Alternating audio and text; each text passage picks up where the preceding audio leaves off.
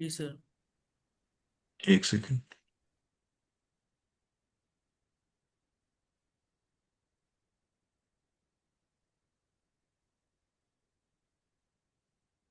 Okay, मेरी screen visible है। स्टेटफुल और स्टेटलेस यस जब हमने सर। पढ़ लिया था।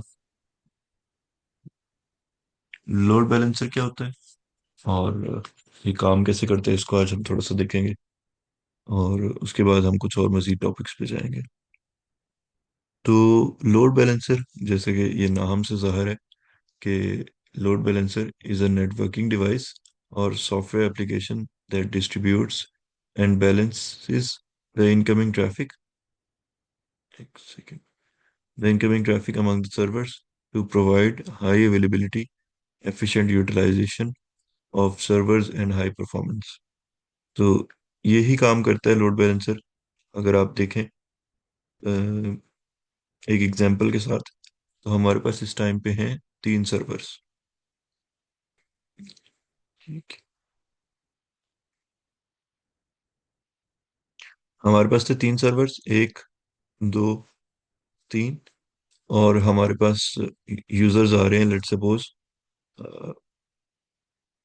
10,000। ठीक है। तो 10,000 यूजर्स आ रहे हैं और वो लोग एक वेबसाइट को हिट कर रहे हैं जो कि इस इन तीनों सर्वर्स के थ्रू लोड की जा सकती है। इस सर्वर की कैपेसिटी है 500 और इस दूसरे की भी है 500, लेट सपोज। ठीक है। तो जब वो पहले सर्वर को 500 यूजर्स यहाँ से डेटा एक्सेस कर लेंगे, तो वो लोड बैलेंस करने के लिए वो दूसरे वाले की तरफ चला जाएगा। सिमिलरली अगर वो दूसरे को भी क्रॉस कर लेता है, यानी कि ये 1000 की बजाय 1500 आ रही है ट्रैफिक, तो वो तीसरे सर्वर के ऊपर चला जाएगा। तो इस तरीके से वो लोड को बैलेंस करेगा, लोड को डिवाइड करेगा कि जो ट्रैफिक है वो किस सर्वर की तरफ रीडायरेक्ट करनी है इन केस ऑफ अगर वो ज्यादा हो जाती है या कम हो जाती है, एक्सेट्रा। अगर हाँ, ये लोड बैलेंसर के बगैर कैसे होगा सिस्टम, जो मैंने एग्जांपल दी मैं उसी के साथ ही स्टार्ट करूंगा। एक सेकेंड।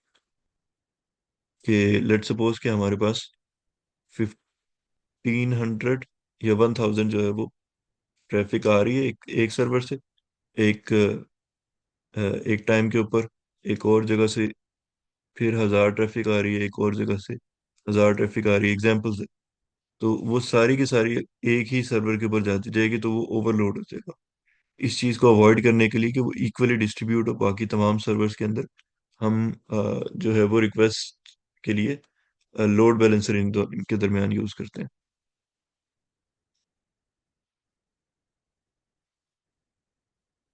अब इसकी थोड़ी सी वर्किंग देख लेते हैं। जो करेक्टरिस्टिक्स होती हैं, ट्रैफिक डिस्ट्रीब्यूशन है, वो ट्रैफिक को डिस्ट्रीब्यूट करता है कि जितनी आ रही है। हाई अवेलेबिलिटी, वो मेक श्योर करता है कि जो हमारी एप्लीकेशन है वो हमेशा अवेलेबल रहे, इंस्टेंट कि वो कोलैप्स कर जाए।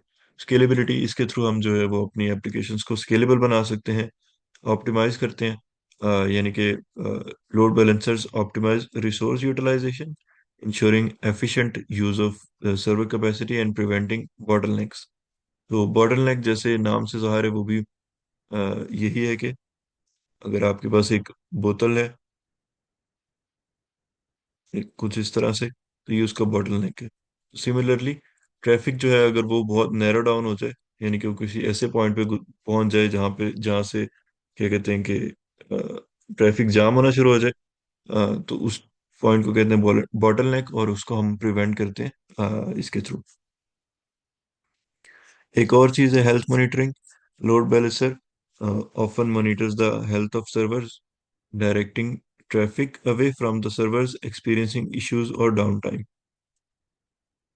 तो ये बताता है कि अगर हमारा सर्वर जो है वो एक पॉइंट के बाद काम करना छोड़ देता है, या एक सर्टेन नंबर ऑफ ट्रैफिक वो हैंडल नहीं कर पा रहा जबकि वो पहले कर पा रहा था, तो ये हेल्थ मॉनिटर करके बताता है कि हमारे सर्वर की हेल्थ जो है वो, उसकी कंडीशन जो है वो इस टाइम पे हसास है, तो हमें इसको अपडेट करने की ज़रूरत है या फिक्स करने की ज़रूरत है। Similarly, SSL termination. Some load balancers can handle SSL and TLS, encryption and decryption. Secured socket layer बोलते हैं। और offloading the resource intensive task from server. तो जो रिसोर्सेज जिसमें ज़्यादा हमने यूटिलाइज करने होते हैं या डिवाइड करने होते हैं, उनके लिए फिर ये काम आता है।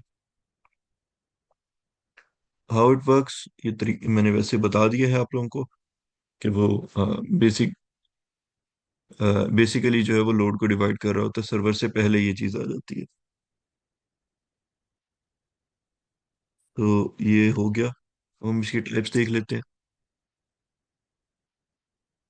Types of load balancer. Software load balancer. Software load balancer is an applications are applications or component that run or on general purpose servers. They are implemented uh, in software, making them flexible and adaptable to various environments. The application chooses the first one in the list and requests data from the server. तो जो application है वो first पहला जो server है उसको choose कर लेती है, और उसके बाद जो है वो डेटा जो है फेच करती है, रिक्वेस्ट करती है from the server. If any failure occurs persistently after a configurable number of retries, the server becomes unavailable, and it discards that the server and the chooses the other one from the list to continue the process. तो ये software base है, तो ये software के through ये भी check करता है कि अगर हमारे पास एक सर्वर है और उसको हम मुसलसल जो है उसके ऊपर ट्रैफिक भेज रहे हैं और वो अ, उसको हैंडल नहीं कर पा रहा है, तो हम उसको डिस्कार्ड कर देते हैं, ये बता देते हैं कि जिस तरह मैंने बताया था कि उसकी हेल्थ मॉनिटर कर रहा होता है। तो ये हमें पता चल जाता है कि दिस इज नॉट अवेलेबल, तो हम किसी दूसरे की तरफ मूव कर जाते हैं। This is one of the cheapest ways to implement load balancing. ये काफ़ी आसान सा तरीका है, क्योंकि अगर आप हार्डवेयर खरीदेंगे तो उसकी कॉस्ट आएगी, सॉफ्टवेयर के अंदर भी कॉस्ट आती है लेकिन वो कम कॉस्ट होती है। दूसरी टाइप जो है वो हार्डवेयर है। As the name suggests, we use a physical appliance to distribute the traffic across the cluster of network servers. These load balancers are also known as layer 4 7 routers, and these are capable of handling all kinds of HTTP, HTTPS, TCP and UDP traffic.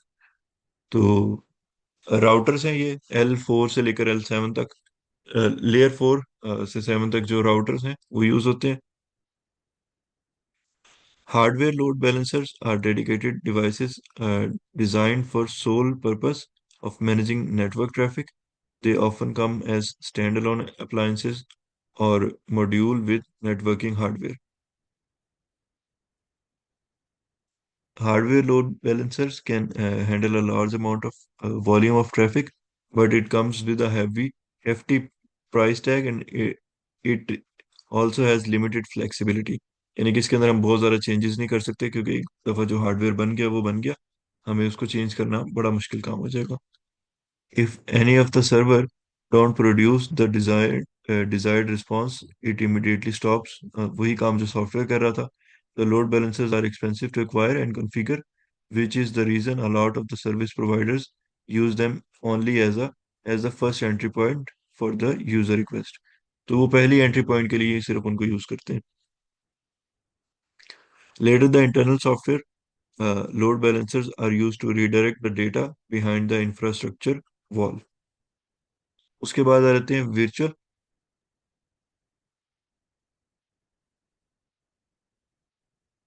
A virtual load balancer is a type of load balancing solution implemented as a virtual machine or software instance within a virtualized environment, such as a data center utilizing virtualization technologies like VMware, Hyper-V, KVM. It plays a crucial role in distributing incoming network traffic across multiple servers or resources to ensure efficient utilization of resources, improve response time, and prevent server overload. तो basically ये है कि अगर आप virtual environment use कर रहे हैं cloud के अंदर या डेटा सेंटर्स के अंदर, तो उसके अंदर जो लोड बैलेंसर्स होते हैं वो वर्चुअल हो जाते हैं। उनको हम बोल देते हैं virtual load balancers.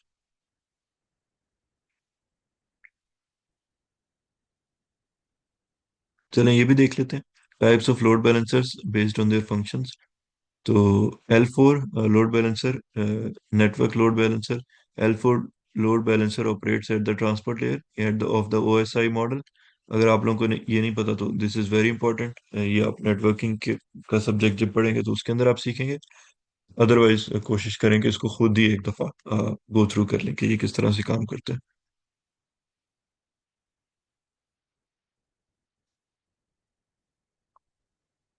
They make forwarding decisions based on information available in the network layer protocols such as IP and port number। तो वो डिसीजन जो है वो इस बेस पे लेते हैं कि अवेलेबल नेटवर्क लेयर कौन, प्रोटोकॉल कौन सा है, आईपी कौन सी अवेलेबल है और पोर्ट्स कौन सी अवेलेबल है। तो उसके फीचर्स ये हैं कि ये ट्रांसपोर्ट लेयर के ऊपर काम करता है।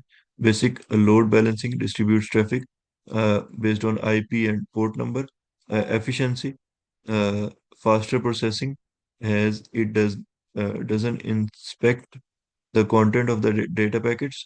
और उसके बाद NAT can perform basic NAT to hide server address. ये L4 था, ये L7 आ गया है। डिफरेंट है ये उससे। L7 load balancer operates at the application layer of OSI model। They can make load balancing decisions based on content, including information such as URLs, HTTP, headers and cookies। तो ये layer 7 के ऊपर है, यानी कि एप्लीकेशन लेयर के ऊपर है OSI मॉडल की जो लास्ट लेयर होती है। तो उसके अंदर ये है कि ये एप्लीकेशन लेयर के वजह से इस तरह इस टाइम पे आप क्रोम यूज कर रहे हैं, इस लेवल के ऊपर ये ऑपरेट कर रहा होता है। तो एप्लीकेशन लेयर पे काम कर रहा होता है कंटेंट बेस्ड राउटिंग। तो यूआरएल के थ्रू भी हम कर सकते हैं, इसके अंदर स्पेसिफाई के इस यूआरएल के लिए आपने इतने वो रिसोर्सेज एलोकेट करने हैं, इस सर्वर को यूज करना है या इसको नहीं करना, और इनके दरमियान लोड बैलेंसिंग करनी है। और similarly advance routing can make intelligent routing decisions based on application specific data. उसके अलावा SSL termination, capable of terminating SSL connections. GSLB, global server load balancer, aka multi-site load balancer। This type of load balancer goes beyond the traditional load balancing and is designed for distributing traffic across multiple data centers or geographically distributed servers। A GSLB load balancer is concerned with the global or wide area load balancing। It takes into account factors such as server's proximity, server's health, geographic, etc।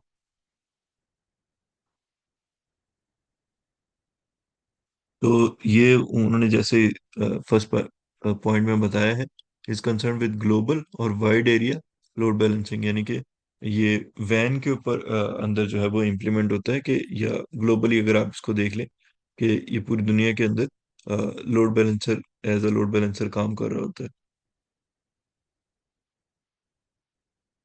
और ये across multiple data centres and geographically distributed servers के दरमियान काम कर रहा होता है। इसकी एग्जांपल मेरे जहन में जो आ रही है वो आ रही है कि यूट्यूब के सर्वर्स, एक सर्वर उनका इंडिया में पड़ा हुआ है, एक ताइवान में है, एक जापान में है, एक जर्मनी में है। तो इन तमाम को जो ग्लोबली मैनेज कर रहा होगा वो हमारा ग्लोबल सर्वर लोड बैलेंसर होगा।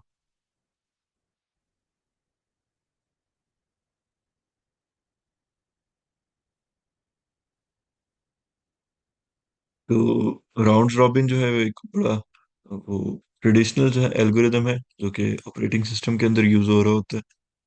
अच्छा, यहाँ तक किसी को कोई क्वेश्चन है?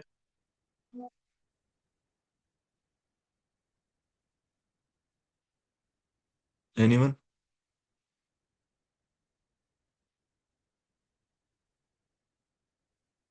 ओके। राउंड रॉबिन है, वेटेड राउंड रॉबिन है, उसके बाद सोर्स आईपी हैश है, और डायनेमिक के अंदर अगर हम चले जाएं तो लीस्ट कनेक्शन मेथड है, लीस्ट रिस्पॉन्स टाइम मेथड है। तो ये एल्गोरिदम्स हैं जो कि हम लोड बैलेंसर के अंदर यूज कर रहे होते हैं। तो चलिए मैं थोड़ा सा इसको ना समझा देता हूँ।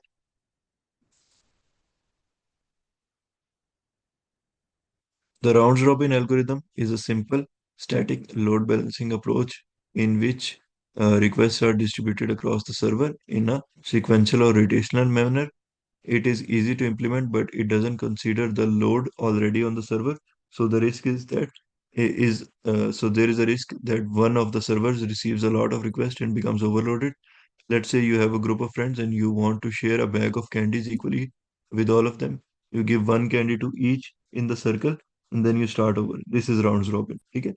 तो अगर हमारे पास server A, server B, server C, तीन सर्वर्स हैं, तो उसको हमने बताया हुआ है कि भाई इस सीक्वेंस के अंदर आपने चलना है, तो वो ये करेगा कि पहली रिक्वेस्ट आएगी या पहली 10 रिक्वेस्ट आएंगी वो सर्वर ए को दे देगा, फिर वो नेक्स्ट पे चला जाएगा, फिर वो नेक्स्ट पे चला जाएगा, इस तरह वो फिर फर्स्ट के ऊपर आ जाएगा। तो इस तरीके से जो है वो बेसिक राउंड रॉबिन एल्गोरिदम जो है वो काम कर रहा होता है।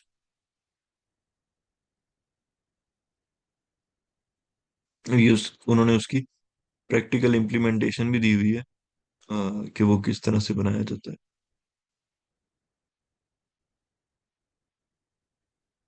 अ, दो लाइंस का कोड है। मैं एक्सप्लेन कर देता हूँ कि एक हमने सर्वर बना लिया, सेल्फ डॉट सर्वर्स जो है वो सर्वर्स है, और करंट इंडेक्स 0 है। तो नेक्स्ट सर्वर जो होगा वो ये होगा कि सर्वर्स के अंदर से करंट इंडेक्स है, ये हमारा भी इस टाइम पे नेक्स्ट सर्वर हो जाएगा। और इसके अलावा current index is equal to current index plus one divided by length of servers. तो वो उसी के अंदर ही जो है, अगर वो ओवरफ्लो कर रहा है तो उसको हम वो सॉरी मॉडुलस ले रहे हैं ताकि वो उसके अंदर ही रहे, सीक्वेंस के अंदर। और इस तरह हमें नेक्स्ट सर्वर पता चल जाएगा कि ये ना हमारा नेक्स्ट सर्वर है जिसके ऊपर हमने जाना है।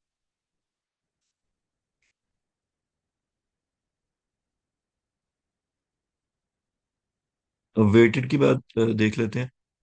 So a weighted rounds robin algorithm is also a static load balancing approach, which is much similar to rounds robin technique. The only difference is that each of the resources a list. List is provided a weighted source. Depending on the weighted source, the request is distributed to these servers. Servers. Okay, who is annotating?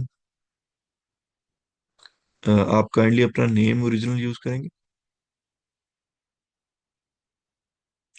Servers with higher weight are given the larger proportion of the request. The distribution is cyclic, similar to rounds robin technique, but with each server receiving a number of requests proportional to its weight. If a server reaches its processing capacity, it may start rejecting or queuing additional requests depending upon the server's specific behavior. Let's say you have a friends, your friends have different levels of candy cravings. You want to be fair, so you give them more candies to the friend who loves them the most. Weighted round robin does something similar. It gives more task to the friends who can handle them uh, better. So wait इसका है 0.3, इसका है 0.2, इसका है 0.1। तो जब भी request आएगी, जिसका सबसे ज्यादा वेट है वो उसको सबसे पहले वो प्रायोरिटी देगा, और फिर उसके बाद वो सेकंड वाले को देगा, फिर उसके बाद वो थर्ड वाले को देगा। इसी तरह अगर आप देखें, रिक्वेस्ट 1 2 3 है, वो उसने पहले को दे दी, फिर उसके बाद इसका वेट था 2, तो उसने वो दूसरे को दे दी, और इसका वेट था 1 तो उसने इसको दे दी।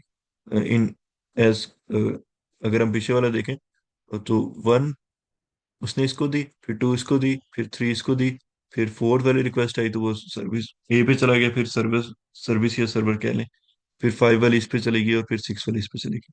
लेकिन वहां पे थोड़ा सा ऑपोजिट हो रहा है बेस्ड ऑन द वेट जो कि है। तो आप इसको एज अ प्रायोरिटी क्यू भी देख सकते हैं, काइंड ऑफ।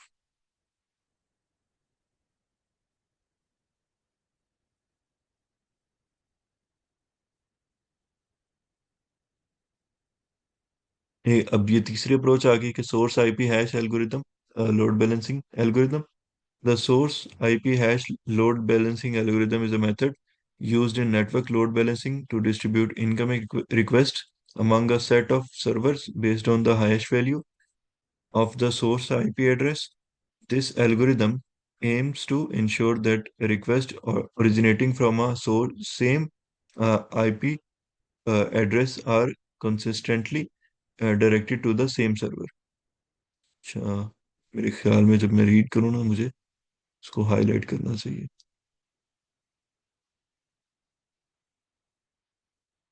हाँ,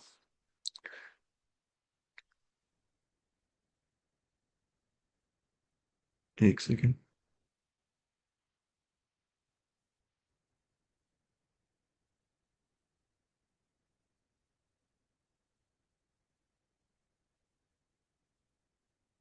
If the load balancer is configured for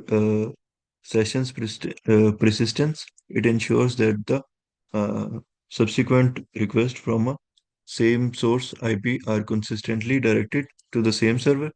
This beneficial for the application that requires maintaining session information or state. For example, think of your friends coming to a house and you want to remember who gets which toy each time they visit. तो आपने ये remember करना है कि किस time के ऊपर किसको कौन सा टॉय मिला था, लाइक आप टॉयज उनके अंदर डिस्ट्रीब्यूट कर रहे हैं.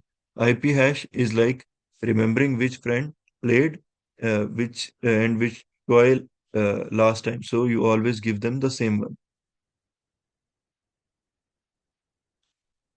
अब इसको एग्जांपल से देख लेते हैं. तो हमारे पास एक है एलिस और एक है बॉब. तो ये हमारा हैश आईपी का जो लोड बैलेंसर है, और request are forwarded on the basis of hash function. अच्छा, पहली रिक्वेस्ट इसको गई सर्विस ए को, दूसरी सर्विस बी को, तीसरी सर्विस सी को.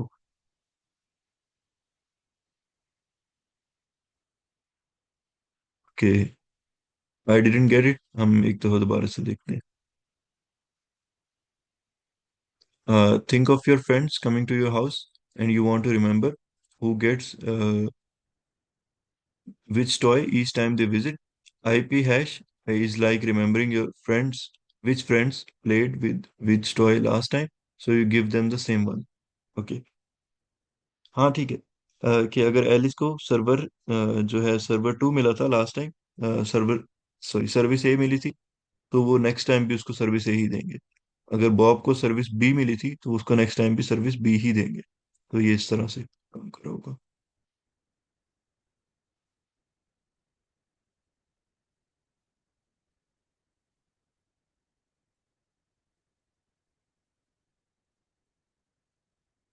अच्छा, इसके अलावा डायनेमिक में थे दो. Least connection method, least response time method.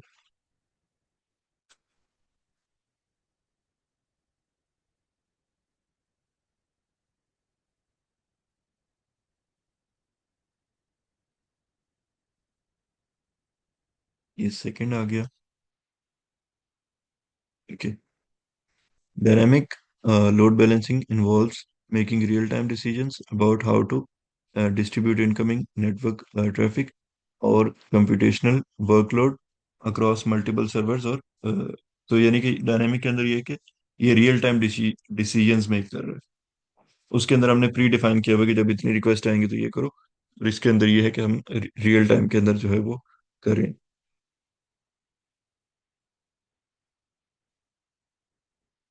The approach adapts to the changing conditions of the system, such as variations in the server load, network traffic, and resource availability. For example हमारे पास पहले 10 servers available थे, अब उनमें से दो रह गए हैं. तो वो डायनेमिक जो हमारी लोड बैलेंसिंग है, वो ऑटोमेटिकली इस चीज़ को फिक्स कर देगी कि दो सर्वर्स के दरमियान हम लोड कितना किस तरीके से और कितना कितना डिवाइड करेंगे. जबकि स्टैटिक के अंदर वो क्रैश कर जाएगा, या वो कर नहीं सकेगा. तो least connection method load balancing algorithm. Let's say you're at a playground and some kids are playing on different swings. You want to join the swing with the fewest kids so that it's not crowded. Least connection is like choosing the swing with the least number of kids already on it. So ये भी कुछ उसी तरह से कि ये Alice और Bob ने रिक्वेस्ट भेजी. तो पहली रिक्वेस्ट आई, वो हमने भेज दी इसके ऊपर सर्विस ए के ऊपर, क्योंकि इसके ऊपर हमारे पास रिसोर्सेज ज्यादा अवेलेबल थे. ठीक है. फिर दूसरी आई वो भी हमने इधर ही भेज दी, तीसरी आई वो भी हमने इधर भेज दी. तो 10 कनेक्शंस जो है यहाँ पे जब कंप्लीट हुए, इसकी कैपेसिटी फुल होगी. Server A has the least connections at the particular instance, so more number of request can be forwarded to server A. तो स्टार्ट के अंदर आप इमेजिन करें कि सर्वर ए के पास कोई भी वो रिक्वेस्ट नहीं गई हुई थी बिल्कुल शुरू में. तो हमने सारी उसकी तरफ भेज दी. जब उसकी कैपेसिटी फुल होगी तो हम फिर सेकंड की तरफ गए, एंड एंड सो ऑन. तो हमें बेसिकली रिक्वेस्ट इतनी कम है कि हम थोड़ी सी रिक्वेस्ट गिन रहे हैं. तो इस केस के अंदर हमें सर्वर सी तक जो है वो सर्विस सी तक जाने की जरूरत ही नहीं पड़ी.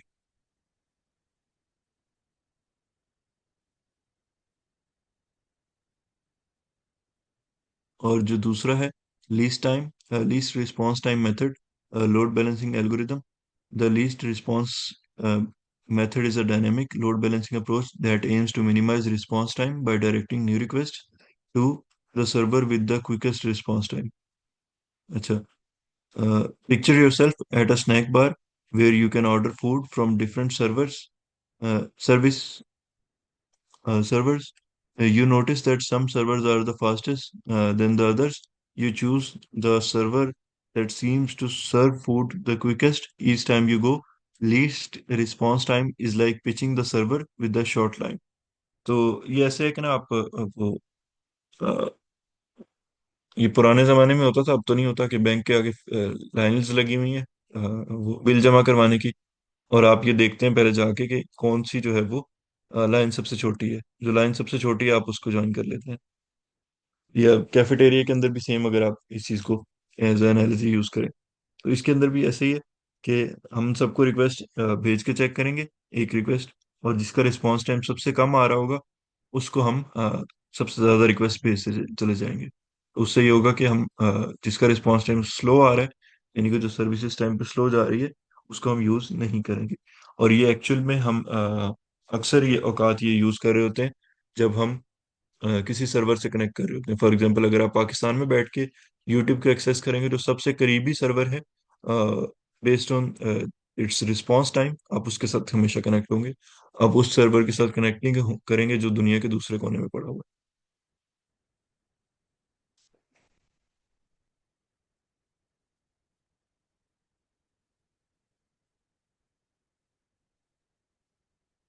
अब ये भी एक सिमिलर सी अप्रोच है, लोड रिसोर्स बेस्ड, के रिसोर्सेज कितने अवेलेबल हैं, सीपीयू कितना यूटिलाइज हो गया है, तो उस बेस के ऊपर हम जो है रिक्वेस्ट जो है वो डिवाइड कर रहे होंगे. तो अगर सीपीयू 93% जो है वो यूज हो रहा है इस टाइम पे एक सर्वर, तो हम उसको रिक्वेस्ट नहीं भेजेंगे, जबकि जो कम यूज हो रहा है हम उसको भेजते चले जाएंगे. तो ये भी एक सिंपल सा एल्गोरिदम था.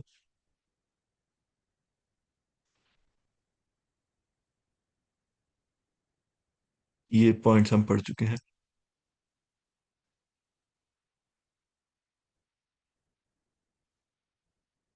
अच्छा, नेक्स्ट है कैशे का कॉन्सेप्ट. अगर कोई इसको लीड करना चाहता है तो feel free to go ahead, otherwise सर तला आप कर दें काइंडली. ये मैं कर देता हूँ. मैं कर देता हूँ। मुझे जरा लिंक सेंड कीजिए, मैं क्विकली एक्सेस जी कर एक लूँ। सेकंड.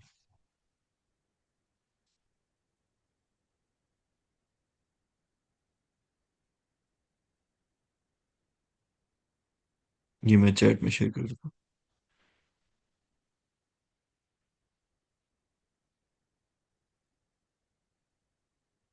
यहाँ तक किसी का कोई क्वेश्चन है या आप में से कोई चीज शेयर करना चाहता है तो feel free to share, add या कमेंट एनीथिंग.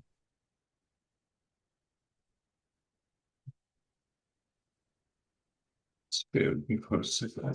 सर हम इसमें कोई वो प्रॉपर आउटलाइन फॉलो कर रहे हैं या बस ये गीक फॉर गीक्स वाला देख रहे हैं? जिसके अंदर हम ये गीक्स फॉर गीक्स की ही आउटलाइन फॉलो कर रहे हैं, जो उन्होंने एक कोर्स सा बना के दिया हुआ आर्टिकल्स का, वी आर फॉलोइंग इट. सही, चलिए, थैंक यू। بسم الله الرحمن الرحيم رب اشرح لي صدري ويسر لي امري واحلل لساني.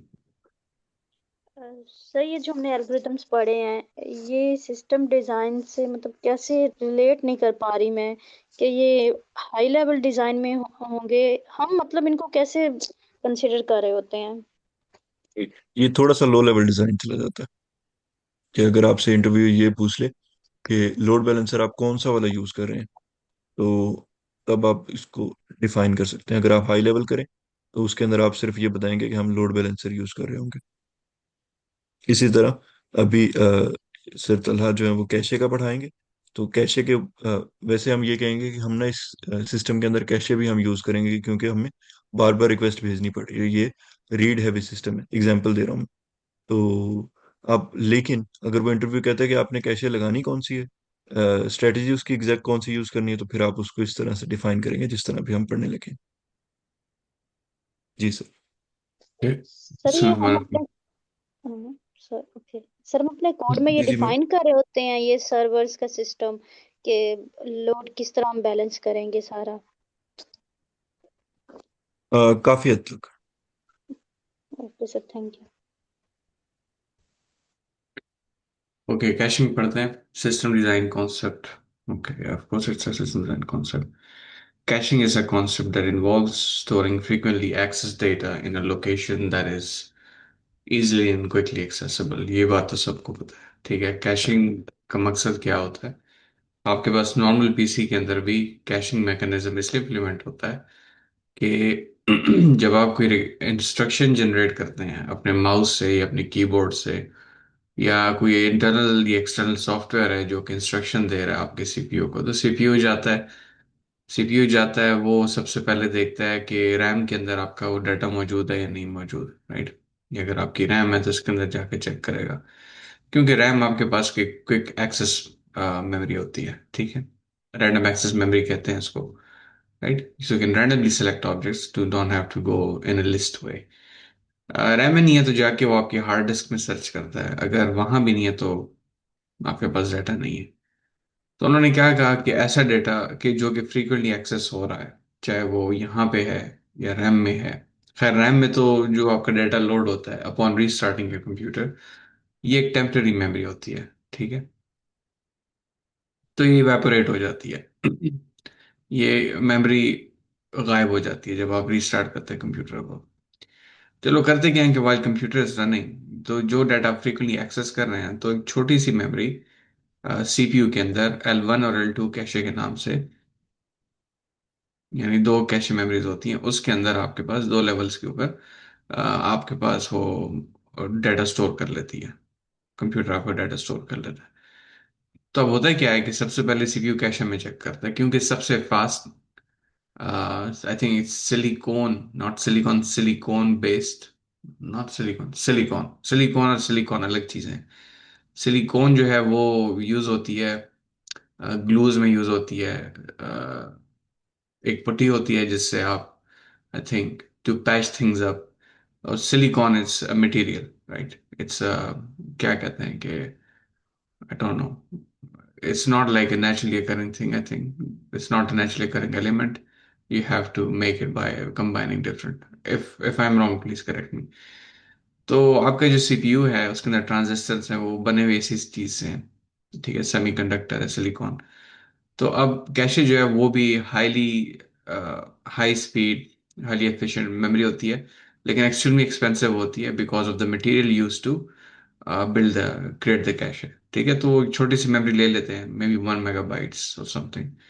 तो उसके अंदर आपकी वो चीज़ें स्टोर की जाती हैं जो कि आप फ्रीक्वेंटली एक्सेस करते हैं, and it's more expensive than RAM and hard disk और परमानेंट मेमोरी, ठीक है। हार्ड डिस्क परमानेंट मेमोरी होती है। तो कैशिंग का मैकेन जो कॉन्सेप्ट है वो आपके ना सिर्फ एक पर्सनल कंप्यूटर में होती है, बल्कि ये जो कैशे मैकेनिज्म होता है, कैशिंग का जो introduction into your system design होता है, ये बड़े लेवल पे भी होता है। और कैसे होता है उसकी एग्जांपल्स नीचे होंगी, बट उसका मकसद ये होता है कि ऐसी चीज जिसको बार बार एक्सेस किया जा रहा है उसको इजीली एक्सेसिबल कर दो, ताकि बार बार डेटाबेस में ना जाना पड़े उस डाटा को रिट्रीव करने के लिए, ठीक है। तो cash is a quick memory. It's small memory relatively, and it's used to for ease of access and the speed of access. ठीक है। The purpose of caching is to improve performance, efficiency of the system by reducing the amount of time it takes to access frequently accessed data. एक data जो कि बार बार मैं access कर रहा हूँ, तो मुझे बार बार जाके उसको हार्ड डिस्क लाने की क्या जरूरत है, मैं उसको कैशे में स्टोर कर लेता हूँ। This will improve the performance of my system. Caching acts as the local store for data, and retrieving the data from this local and temporary storage is easier and faster than retrieving from database. बिल्कुल वही बात जो अभी जैसे मैंने किया है। In a typical web application, we can add an application server cache and an in-memory store like Redis alongside our application server. तो जैसे कि आप एक हार्ड सिस्टम के अंदर कैशे इंट्रोड्यूस करवा सकते हैं, तो आप कैशे की जो फंक्शनैलिटी है वो आप अपने एप्लीकेशन के अंदर भी इंट्रोड्यूस करवा सकते हैं, ठीक है। उसके एप्लीकेशन के सर्वर के अंदर आप इंट्रोड्यूस करवा दें। लेकिन एप्लीकेशन लेवल पे आप उसको इम्प्लीमेंट करते हैं तो क्या होता है कि आपका जो सर्वर होता है उसके अंदर जो कैश मेमोरी होती है वो यूटिलाइज हो जाती है उस एप्लीकेशन लेवल पे। ठीक है, जैसे मैं आपको बता रहा था कि अगर मुझे फीचर फ्लैग्स चाहिए तो उनको फेच करने के लिए मैं कैशे मैकेनिज्म लगाता हूँ ताकि बार बार मुझे उस डेटाबेस को कॉल ना करना पड़े। तो ये वही वाला कॉन्सेप्ट है, ठीक है। तो we can add an application server cache and in memory store like Redis alongside और एप्लीकेशन सर्वर। तो एप्लीकेशन सर्वर कैशे क्या होता है? Let's see, let's look at this. ये दोनों अलग चीजें हैं। Redis क्या होता है? इन मेमोरी होता है। आपके पास जो एग्जिस्टिंग मेमोरी है उसी के अंदर आपने एक Redis का इंस्टेंस स्पिन किया और उसकी मेमोरी को आपने एज अ कैश यूज किया। You are not using any external mechanisms to rely on. कोई एक्सटर्नल टेक्नोलॉजी नहीं यूज कर रहा है। But let's clarify more on this because I am not sure. Cache कैसे काम करता है? सबसे पहले स्टेप, एप्लीकेशन सर्वर जो है जहाँ पे आपकी एप्लीकेशन होस्ट हो रही है वो कैशे से आपका डाटा फेच करेगा। ठीक है, उसके वो एक रिक्वेस्ट भेजेगा, कैशे रिटर्न करेगा उस डाटा को सर्वर को। जो डाटा रिक्वेस्ट हुआ है तो ये भी मेमोरी है, मेमोरी स्पेस है, डाटाबेस भी मेमोरी स्पेस ही है। लेकिन डेटाबेस और कैशे में फर्क ये होगा कि डेटाबेस में आपके पास परमानेंट डेटा है, कैशे के अंदर आपके पास क्विकली एक्सेसिबल जो डाटा है temporary. And a lot of time I've seen that there's some kind of a scheduler that cleans the cache up after some time. Okay, third क्या होता है? Okay, return होता है डाटा एप्लीकेशन सर्वर को। Third में fetch data from database in case of cache miss. अगर cache में नहीं है या मिस हो गया फॉर एनी रीजन तो फिर डेटाबेस से आप उसको फेच कर सकते हैं। That has to be the third one. यहाँ पे आपके पास फॉल्ट टॉलरेंस का कॉन्सेप्ट है। मैं ये नहीं चाहता कि अगर कैशे से नहीं आ रहा तो डेटाबेस से आई ना दोबारा से प्रोसेस स्टार्ट हो। अगर कैशे में है, return it. If not in cache, else statement में आप डेटाबेस से आप रिटर्न कर दें। persist data from database in cache. यहाँ पे डेटाबेस में अगर आपका डाटा अपडेट हुआ है तो we should not have a way के, okay okay okay okay okay, आपके पास पहले थर्ड स्टेप होगा एंड देन फोर्थ होगा। लेट्स से आपके पास कैशे के अंदर वो डाटा नहीं है। ठीक है, अब डाटा आपने डेटाबेस से तो फेच कर लिया, लेकिन now you have to persist it in the cache as well. अब उस डाटा को आपने कैशे में डालना है ताकि next time if call is made to cache for the same data that is accessible. Okay, so that is the idea of caching mechanisms. यहाँ तक क्लियर है सबको? किसी को कोई कंफ्यूजन हो तो काइंडली माइक अनम्यूट करके पूछिए।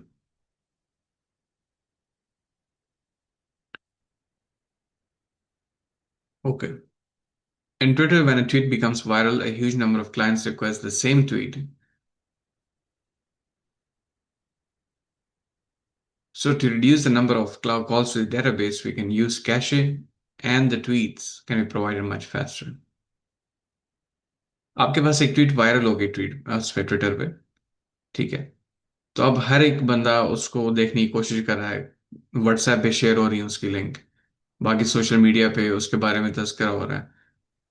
हो सकता है कि ट्विटर के ऊपर ही लोग उसको बार बार रीशेयर और रीपोस्ट कर रहे हैं, तो उसकी वजह से बहुत सारे क्लाइंट सेम ट्वीट को, बहुत सारे जो यूजर्स हैं उसको एट द सेम टाइम उस ट्वीट को एक्सेस करने की कोशिश कर रहे हैं। तो अब आपके पास number of calls for a particular resource and database जो कि ट्वीट है, that that is increasing, right?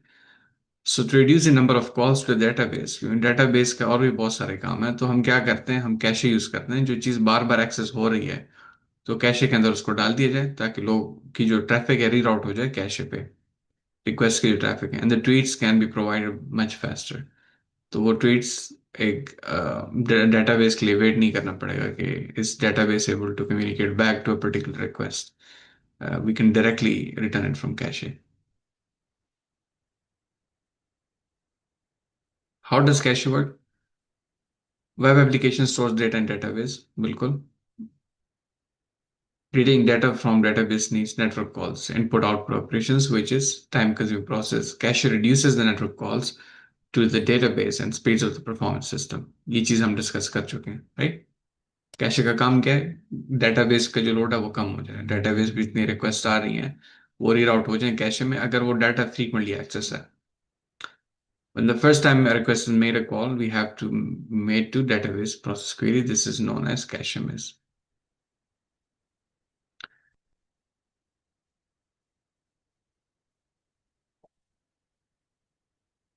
पहली मर्तबा तो आपके पास वो डाटा नहीं होगा ना, राइट. पहली मर्तबा आपके पास वो डाटा नहीं होगा, तो वो आपके पास कैशे मिस ही कैसे कैशे मिस ही रिकॉर्ड होगा. ठीक है, यानी ये आपका कैशे, ये आपका डेटाबेस है.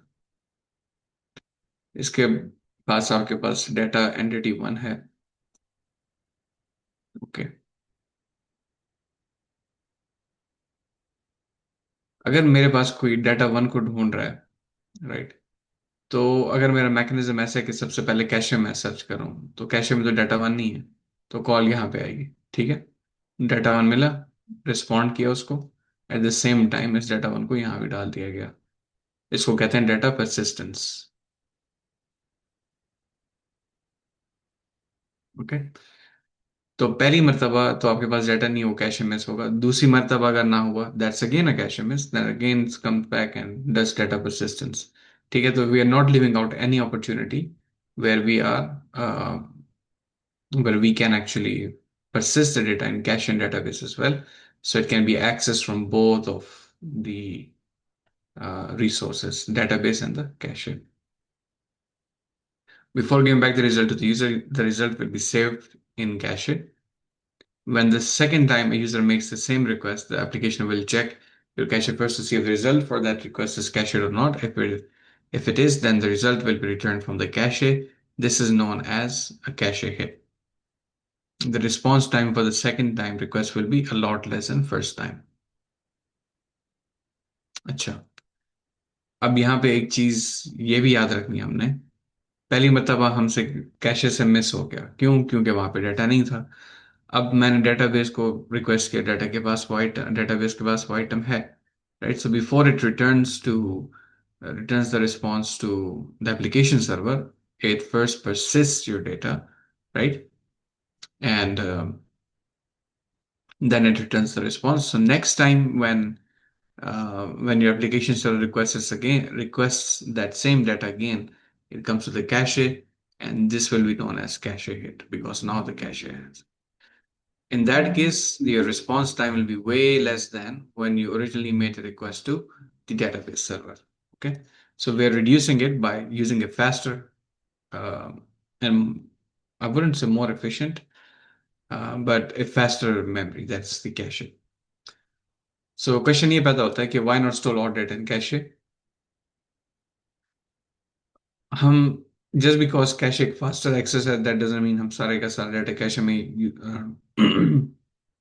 स्टोर कर सकते हैं. सबसे बड़ी रीजन तो उसकी कॉस्ट इफेक्टिवनेस है.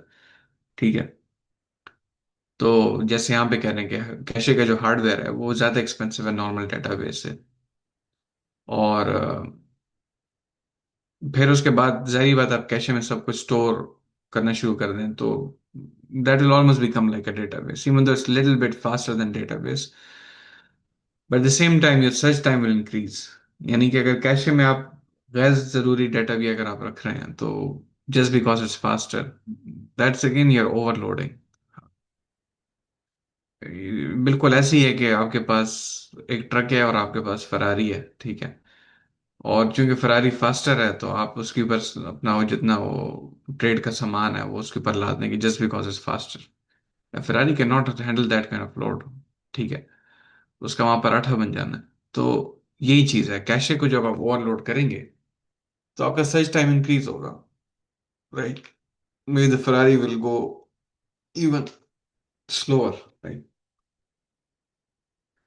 Cache is typically a volatile storage, right?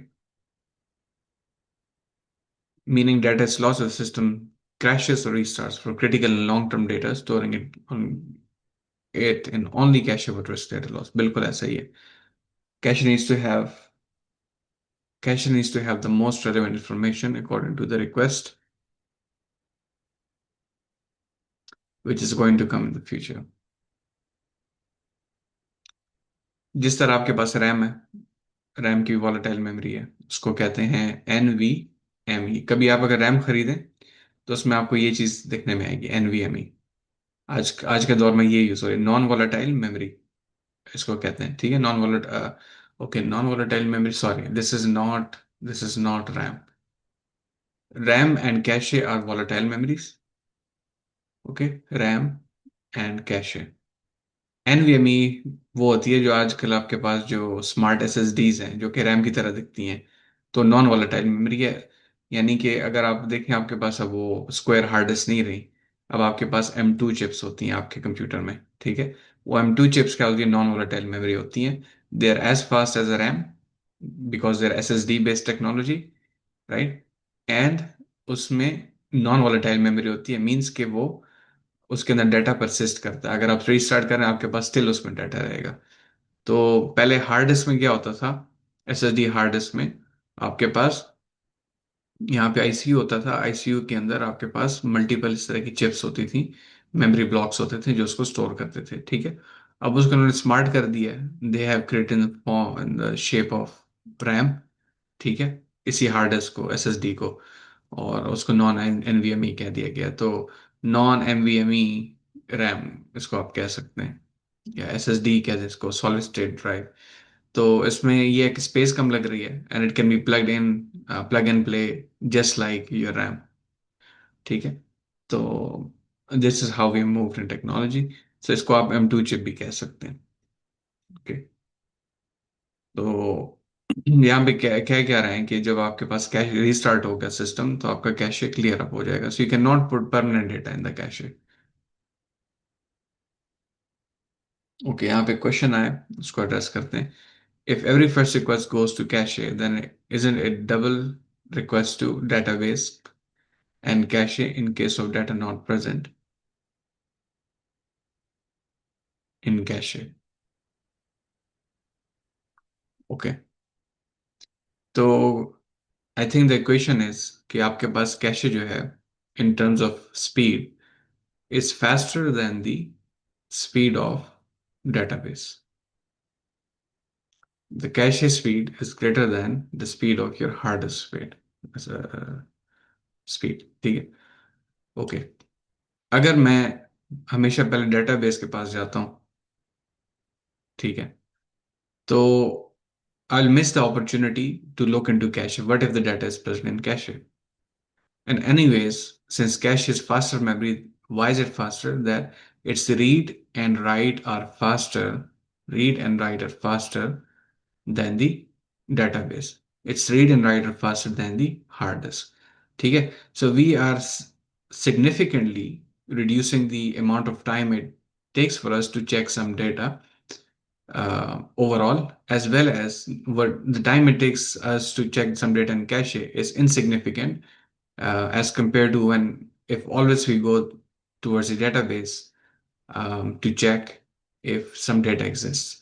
Um, so eventually, the first time checking first time is only going to be one time. It's not going to be like all the time for a single unit of data. Okay, but what if I just compromise the first time for another 1,000 times, or if I compromise another 1,000 times for just one time? Then I'm not making a good decision, because one time sacrifice is allowing me to access the data fastly, efficiently 1,000 times. Okay. At the same time, this is your database. Okay. It's not just serving one piece of data, it's being communicated over the network for so many other things. Now, if I'm only concerned about one data, okay, why is it not being accessed here? If all the requests come here to database first time, then I am coming back to the problem where I did not have a cache. I'm overloading my database. So this is also acting as a guard. Okay, if some data is being accessed frequently, I just quickly load it back to the cache, and then next time it will not even come to the database. So I'm delegating the work, the amount of work that the database has to do, I'm delegating that over to the cache mechanism. ठीक है, आप समझ आए कि अभी भी कुछ clarity करानी है इसमें? I think Jasim asked this question. Okay,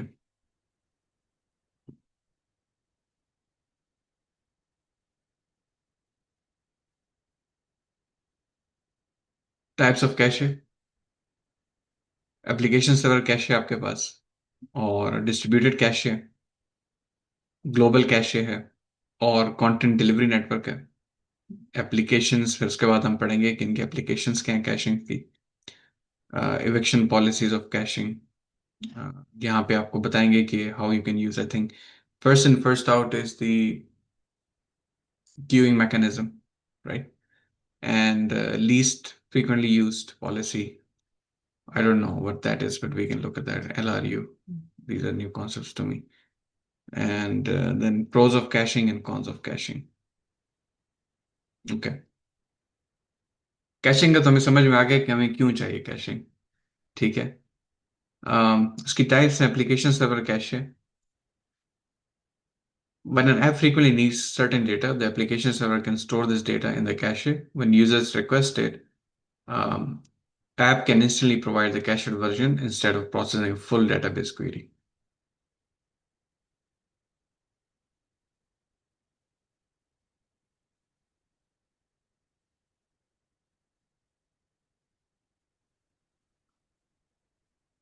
ये इस एग्जांपल को हमने अभी डिस्कस किया था। अगर एक डाटा को फ्रीक्वेंटली एक्सेस किया जा रहा है तो एप्लीकेशन सर्वर क्या करता है, एक कैशे से उसको एक्सेस करेगा, बस इतनी सी बात है। तो एप्लीकेशन सर्वर बजाते खुद it will use it's some of its memory and use it as cache. And instead of it's not present in the cache, application server will route your request to the database. So, okay, so you have 1000 queries per second. You have 1000 users. They want to read some data, they want to get some data, right? They'll come to the load balancer, and what load balancer will do will route your requests to relevant app servers. So first what it will do is first time it makes a request, it's a new request. Okay. First time it's always going to be missed because your cache does not have the data, right? But it has to go through cache.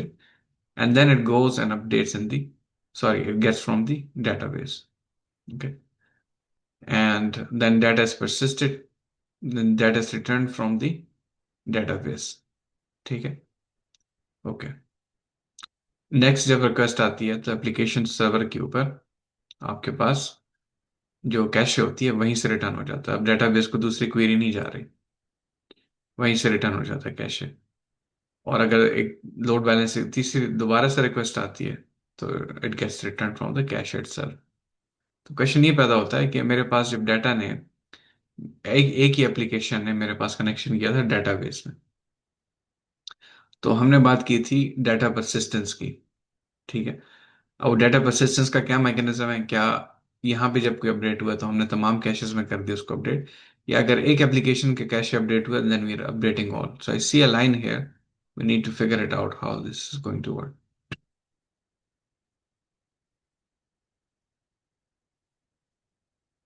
When you add multiple servers to handle a high volume of requests, with server load balancer request to multiple, but each node only has its own cache. It doesn't know about the cache data on the other nodes. Okay.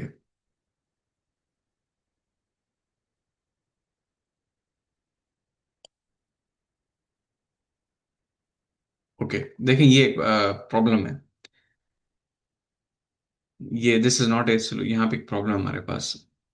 Cache हमारे पास यहीं पे update होगा, ठीक है, क्योंकि database को इसी app server ने सर्वर 3 ने डेटाबेस को क्वेरी किया, उसके बाद इसी का कैशे अपडेट हुआ। But load balancer is not going to send all the queries to this because just because this is persistent.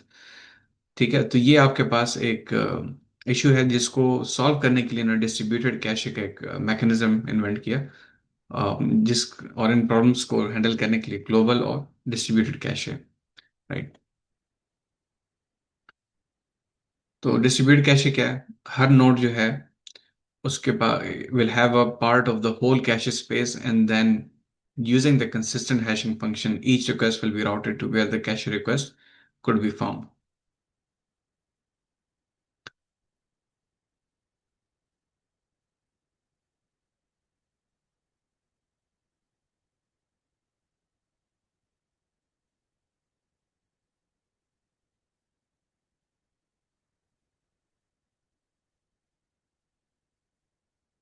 Okay.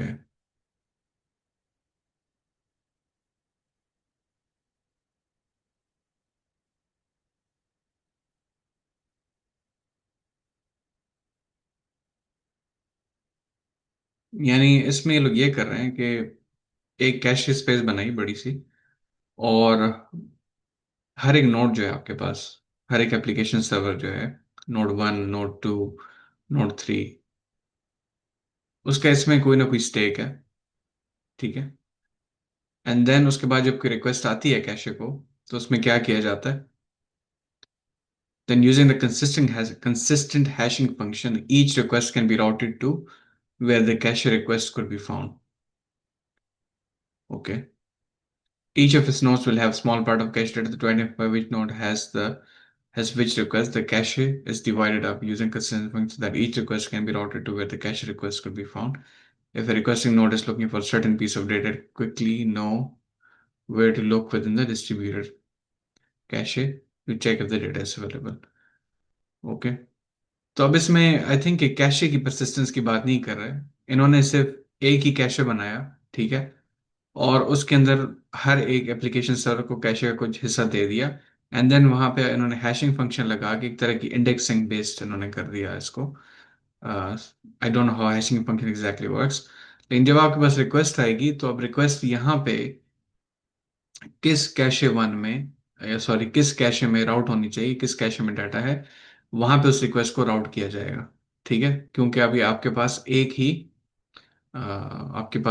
He I think it's something like, you can think about dictionary where you can, if you have a key, you can access the value, right? If you know it contains zero, it has a hash function, इसका एक hash value होगी, and that will tell you what the value for that is, right? So that will be quickly accessible. uh, Same goes for the frequently accessed data. तो उस cache के अंदर, distributed cache के अंदर आपके पास वो request कहाँ पे है, जिस चीज को रिक्वेस्ट किया जा रहा है, it can be routed to that particular space within the cache.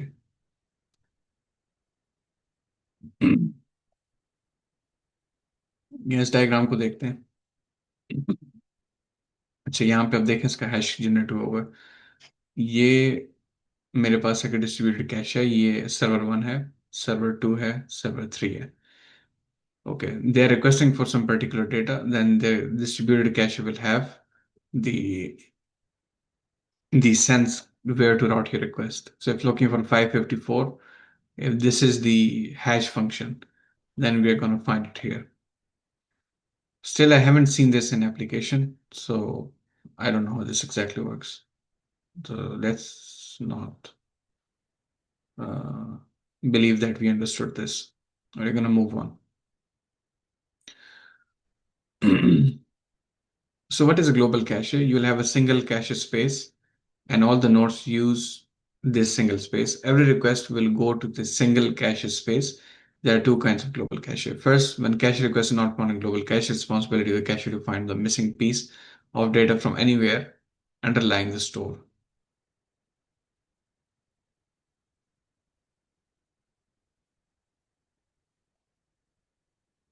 Okay. If the request comes and the cache doesn't find the data, then requesting node will directly communicate with the DB or the server to fetch the requested data.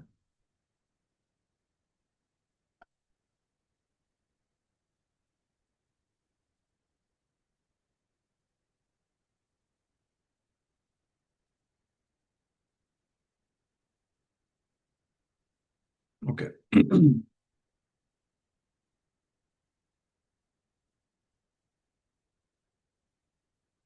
Global caching में एक single space cash है। ठीक है। उस एक ही space को use कर रहे हैं तमाम के तमाम जो सर्वर नोड्स हैं आपके। इसी ग्लोबल कैशे को सारी की सारी रिक्वेस्ट आती हैं। अगर उस कैशे के अंदर नहीं है आपके पास डेटा, तो पहले ये होता है कि दो किस्म की ग्लोबल कैशिंग।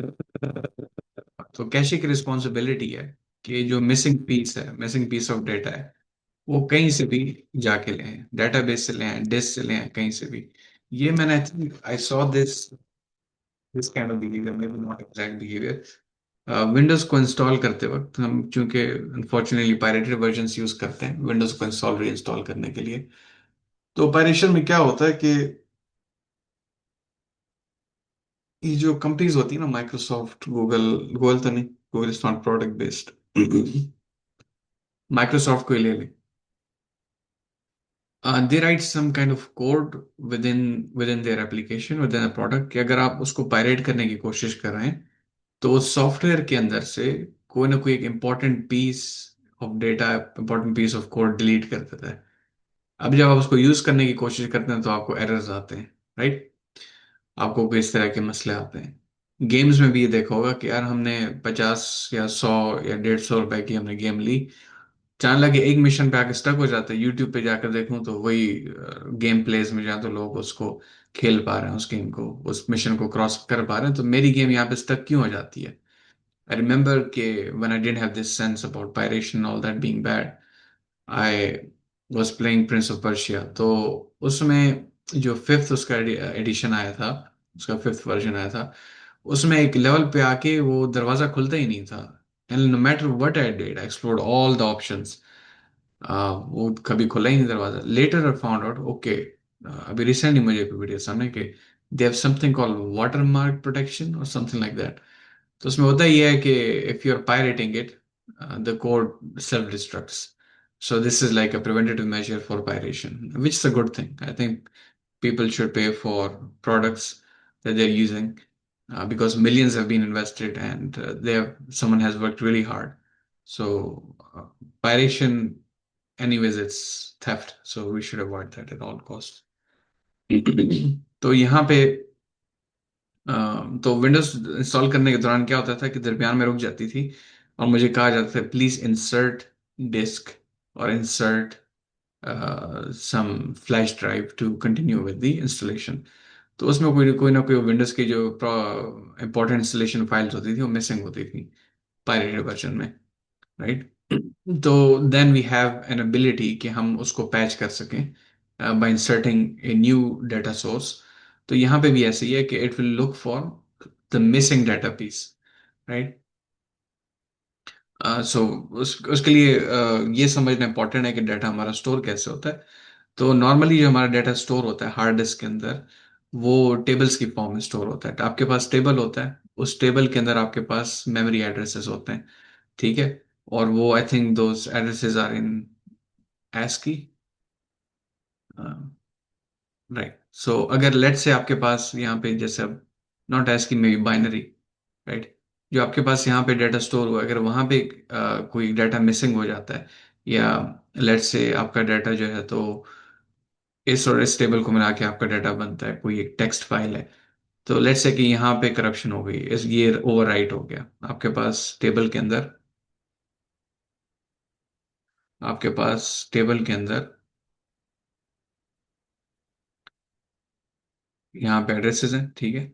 और इस एड्रेस में आके कोई एक वायरस आया, कोई मैलवेयर आया किसी भी वजह से, या तो ये मेमोरी स्पेस डिलीट हो गई या यहाँ पे ओवरराइट हो गया एड्रेस, तो आपका डाटा करप्ट हो जाता है। तो जब भी आपको विंडोज एक्सपी और विंडोज 7 आपको वो इशू करते थे कि भाई ये डाटा करप्टेड है या सॉफ्टवेयर करप्टेड है, that is because that particular virus, malware or that particular agent, whatever you're doing, that would go and overwrite or delete that memory space। तब वो डाटा एक्सेसिबल रहता नहीं था। जैसे भी आपकी कॉम्पैक्ट डिस्क थी, सीडीज, डीवीडीज, उस पर स्क्रैच आता था तो वो उसकी जो नीचे रीडिंग वाली जो जगह होती थी तो वहां पे वो मिट जाता था, राइट? वो सिल्वर जो उसकी प्लेटिंग थी तो वहां पे इश्यू आ जाता था। खैर, those are just like basic things to understand like how actually data stored. तो मिसिंग पीस ऑफ डाटा को रिट्रीव किया जा सकता है, ठीक है, from that anywhere from underlying store database disk. Second क्या है कि अगर कैशे में डाटा नहीं है तो नोड डायरेक्टली क्या करेगा, डेटाबेस से फेच करेगा, ठीक है? सिर्फ और सिर्फ डायरेक्टली डेटाबेस से फेच करेगा अगर ग्लोबल कैशे में नहीं है। तो ये रिस्पॉन्सिबिलिटी, जो पहला वाला तरीका है, इसमें ग्लोबल कैशे की जिम्मेदारी है जो मिसिंग डाटा उसको कहीं से फेच करके लाए। और इस केस में क्या होता है कि अगर कैशे के अंदर नहीं है तो नोड डायरेक्टली डेटाबेस से कम्युनिकेट करना शुरू कर देता है, ठीक है? So this both are different approaches. या तो आप रिस्पॉन्सिबिलिटी ग्लोबल कैशे पे डेलीगेट करें, या आप रिस्पॉन्सिबिलिटी नोड पे करें, अगर कैशे में नहीं है तो डायरेक्टली जाके, ग्लोबल कैशे में भी नहीं है तो डायरेक्टली जाके डेटाबेस में सर्च करो उसको। यहाँ तक सबको क्लियर है? Not able to scroll down, page down. जी क्लियर है। क्या हो रहा है? I think my computer is stuck. यार स्टक नहीं है वो। चलो अभी ठीक हो जाएगा। उसमें शेयरिंग में था तो स्क्रॉल डाउन ही नहीं हो रहा। जी सर, वो आपने इरेजर सेलेक्ट किया हुआ था। ओ अच्छा अच्छा, तो मैं मिटाने की कोशिश कर रहा था। Okay. Quantitative network, CDN essentially, ये बहुत इंटरेस्टिंग टॉपिक है। ठीक है, CDN is essentially a group of servers a group of servers that are strategically placed across the globe with the purpose of accelerating the delivery of web content. Geographically distributed data distributed over different locations, stores web content service, attempts to direct each user to server that is part of CDN close to the user tries to deliver content quickly.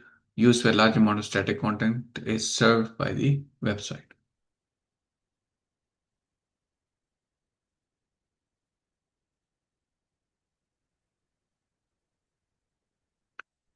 अच्छा, CDN क्या होता है? एक group of servers आप बना लेते हैं, ठीक है, और with the purpose of accelerating the delivery of web content.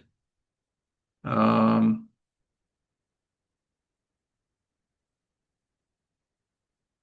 okay.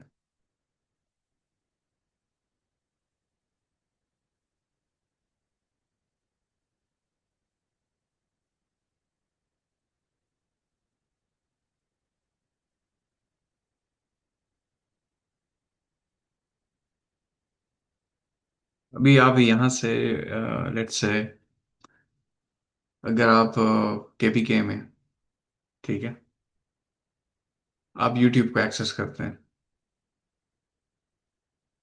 you are more likely to get news and content related to or around KPK. ठीक है, अगर आप जाते हैं पंजाब साइड पे, आप जाते हैं इस्लामाबाद जाते हैं आप, तो वहाँ पे आपके पास जो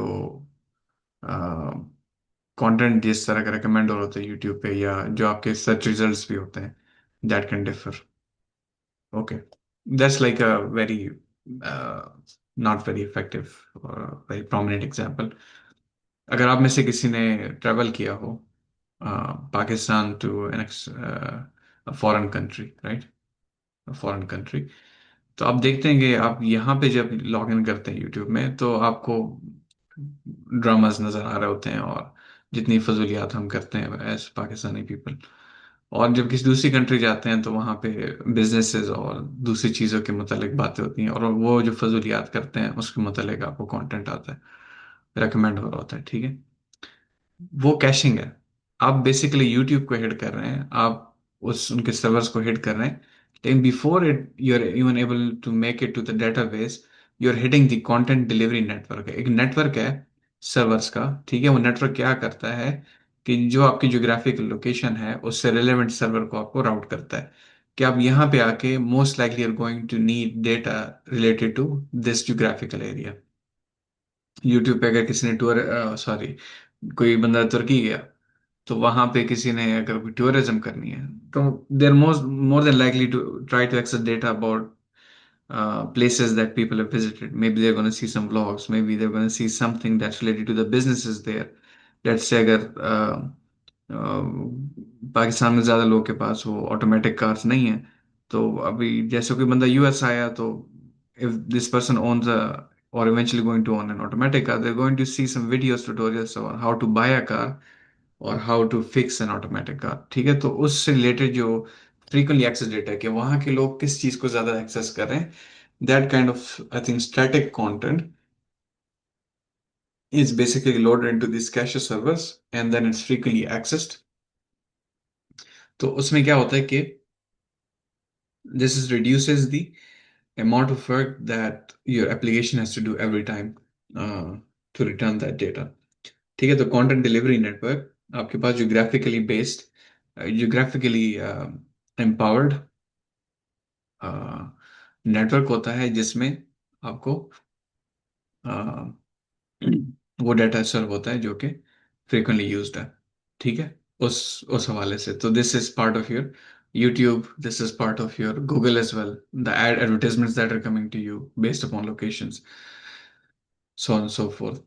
So this what this does is basically a group of servers that is strategically placed across the globe, ठीक है, with the purpose of accelerating the delivery of your web content। ये चीज समझ आ गई, इसको स्ट्रेटेजिकली प्लेस किया जाता है डिफरेंट एप्लीकेशन के कॉन्टेक्स्ट में, कहाँ कहाँ पे प्लेस किया जाता है, that depends on geography. Manages servers that are geographically distributed over different locations, stores the web content in its servers, um, attempts to direct each user to a server that is part of CDN and close to the user, right? So as to deliver content quickly, use when large amount of static content is served by the dynamic content में मसला हो सकता है, but normally static content में चीज use होती है। जी। Sir मेरा क्वेश्चन है। जी। आपने क्वेश्चन ये है कि जो कैशिंग में हमारा कैशिंग में डाटा हम स्टोर कर रहे हैं वो किस फॉर्मेट में स्टोर हो रहा होगा, मीन कि अगर वो क्या वो एक्चुअल एक उसके लिए भी हम एक डाटाबेस बनाएंगे या कोई वो फाइल्स वगैरह डायरेक्टली स्टोर हो रही हैं, उसका बताएं जरा।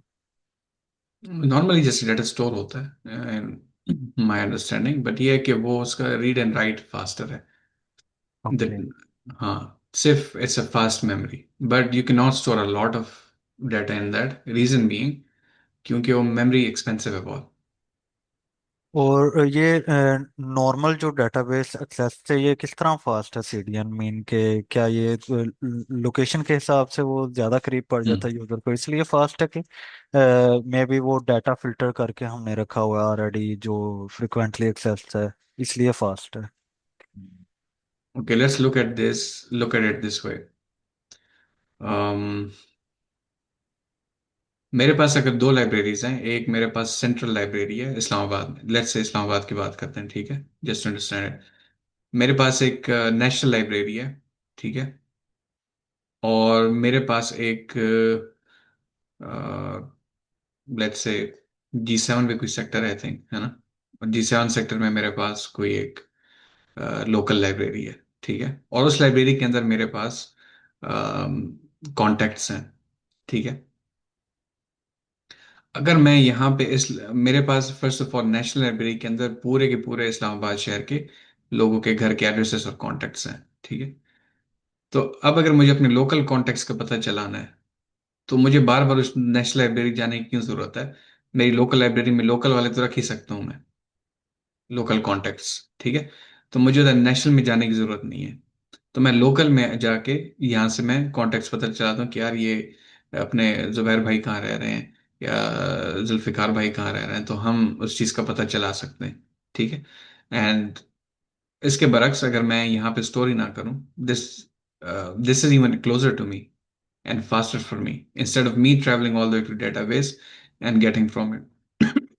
ठीक है। तो सीडीएन के अंदर हम मोस्टली स्टैटिक डाटा को स्टोर करते हैं, ठीक है, जैसा भी इस पेज का लेआउट है।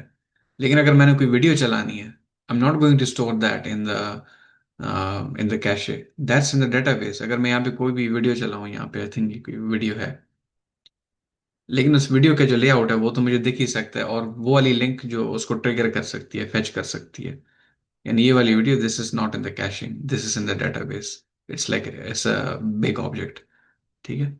तो इस तरीके से, लेकिन जो डाटा स्टैटिक है, इसका लेआउट हो गया, ये चीज़ है, may be this is even in back in the database, not in the cache, but जो लेआउट है उसका, जैसे मैं जीएफजी पे जाता हूँ, मैं जीएफजी पे जाता हूँ तो most likely they are using the for this particular layout, they are using, और मे बी अगर कोई ऑफर है जो कि यहाँ पॉपअप हो रही है, so that's CDN serving this. Sir आप वो इंस्पेक्ट करेंगे तो उसमें नेटवर्क टैब में आपको सीडीएन की लिंक सारी शो कर देगा।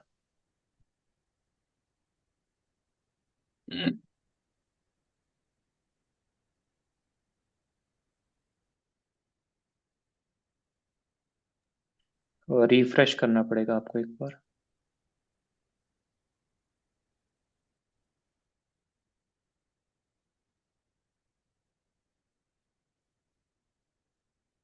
कहाँ पे सीढ़ियाँ?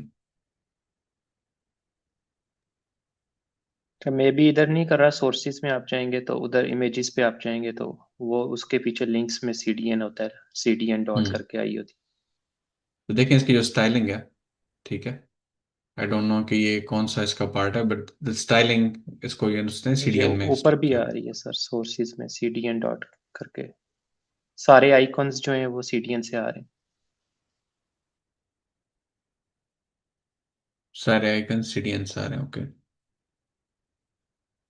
Okay, that's good to know actually. ठीक है, अभी क्लियर हो गया आपको? जी जी सर, जुल्फिकार जी। अस्सलाम वालेकुम। वालेकुम अच्छा, सलाम। कैन एनीवन गाइड मी, ये जो अभी आपने खोला था ना वो इंस्पेक्ट के जरिए से, ये पूरा उसमें क्या कुछ नजर आता है? कोई is there any video, someone guide me, ये पूरा प्रोसीजर हम कैसे यूज करते हैं और इससे हमें क्या क्या बेनिफिट्स होते हैं? ज़्यादातर हैकिंग के लिए यूज़ होता है। मैं तो हैकिंग के, एथिकल हैकिंग में सर यूज़ होती बेसिकली तो डिबगिंग के लिए यूज करते हैं। है। आपको ये अगर आप मुझे ये थोड़ा टाइम आपका सो बताएं तो मुझे ये थोड़ा सा एक्सप्लेन कर देंगे सर इसका, ये बाकी क्या जी कुछ? सर, इसमें जो है ना बेसिकली मैं आपको सारे टैब्स बता देता हूँ। ये नहीं, जो एलिमेंट्स का टैब, पहले आप ना अभी सर तल्ला से परमिशन लें, क्योंकि मेरे ख्याल में ये आउट ऑफ वे होगा जो जी हमारा जी हो चुका। हाँ, let's finish this up and तो हमारे अब इसको ना सर तैमूर, आप ना नंबर यहाँ शेयर कर दें, मैं आपसे कांटेक्ट कर लूंगा। Okay sir. आप ना ये जहाँ टेक्स्ट में नंबर देते हैं, मैं आपको व्हाट्सएप पे कांटेक्ट करूँ, फिर जो टाइम आप करेंगे उसमें हम डिस्कस करें। Okay, let's move on. Laptop है सीडीएन के through, load balancer, okay, hold on, what's this doing?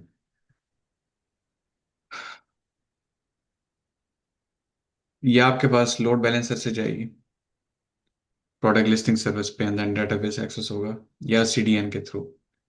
So I still don't understand this diagram. If I'm accessing CDN, it should just return this completely.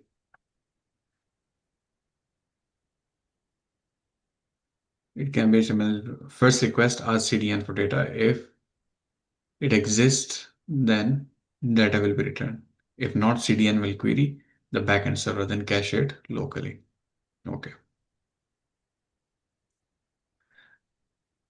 तो हमेशा हम पहले जैसे हमने discuss किया कि we need to make a query to that cache. If the cache doesn't have it, then makes a query to the database in the backend. And then it will, once the response is returned, it will cache it locally in the CDN. Mhm. Applications of caching, web page caching, database caching, CDNs, session caching, API response caching. तो इसकी मुख्तलिफ अकसाम है। इसके मज़ीद detail में नहीं जाते। अब ऐसा करते हैं, इसको जीपीटी में फीड करके इसकी समरी पढ़ लेते हैं, क्योंकि अब हमें फंडामेंटल्स क्लियर हो चुके हैं, तो एक ही डिटेल में जाने की ज़रूरत नहीं है।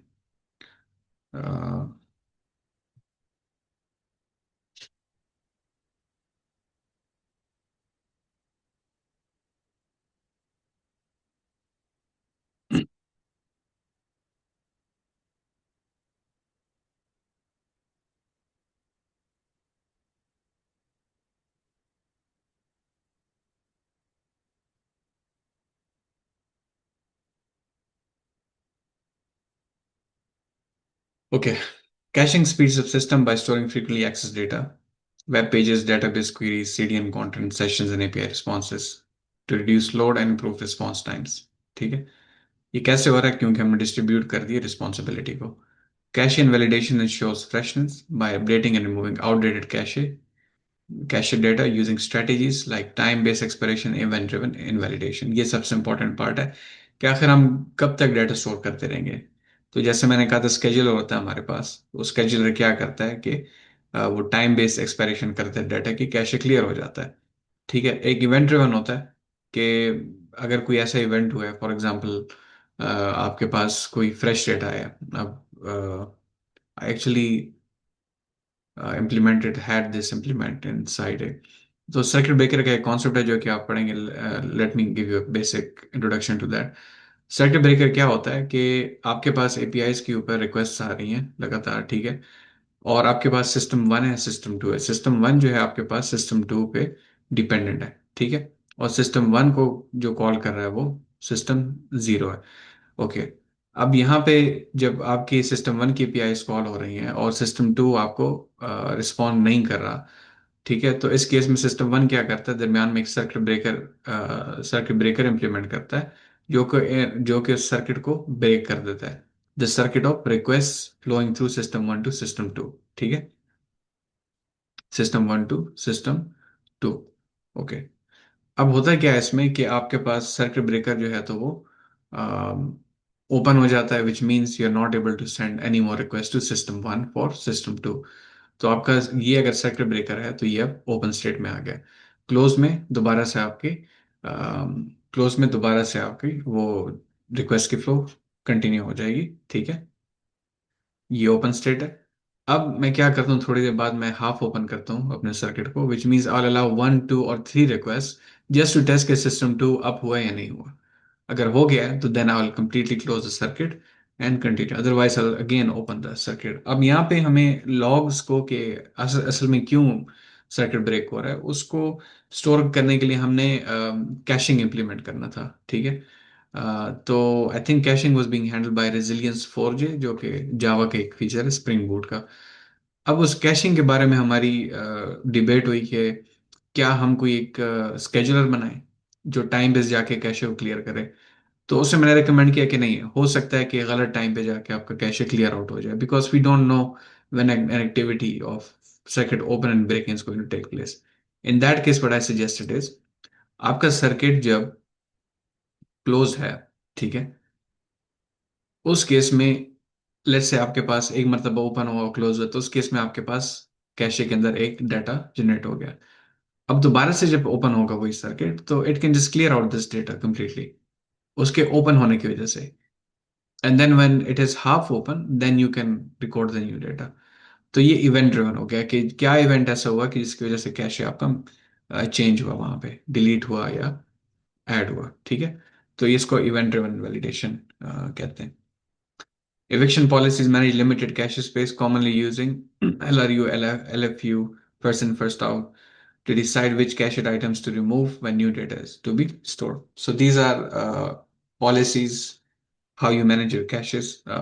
You can look into this if needed.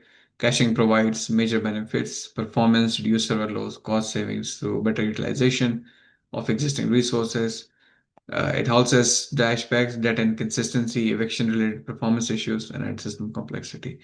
तो डाटा को इविक्ट करने के लिए आपको स्ट्रगल हो सकती है, so it's not as reliable, but it can help you improve the performance of data. Okay, then let's move to our last topic. Where am I? Okay. तो ये चीज हमने कवर कर ली, basic introduction. Okay, this is another large caching strategies है।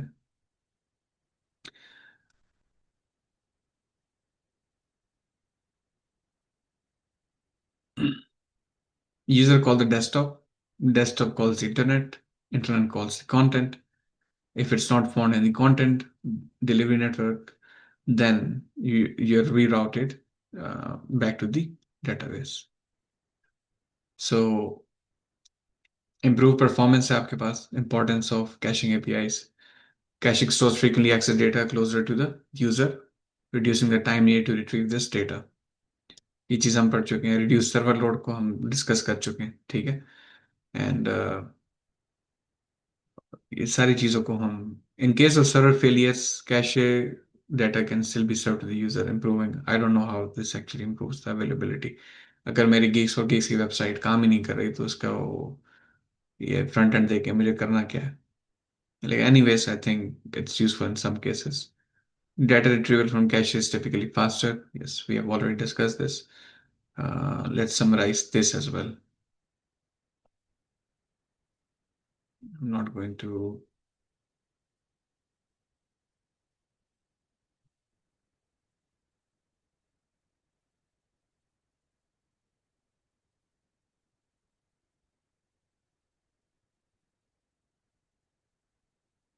Okay. Cache data is retrieved much more quickly than data from primary sources, reducing latency, improving API responsiveness. ठीक है? Repeated requests are served from cache, significantly lowering database queries, CPU work, overall backend processing. Faster response allows system to handle more requests per second, support scaling across servers, and by offloading repeated heavy computations to cache system, use more hardware efficiently, lowering operational costs, reducing strain on core services, improve user experience and reliability overall. So basically, this is just distributed memory, dividing the load that's going to eventually fall on the application. Okay. So specific details you can read on your own if you need, but I think that's the entire summary of it. That's what we're trying to accomplish: reliability, performance, and persistence may not be as prominent feature as we think, but you're reducing your cost, you're optimizing your resource usage, and that's the entire story, I believe. Okay. Client-side caching can utilize HTTP headers like cache control, ETAG expires, and last modified control caching behavior in the user's browser.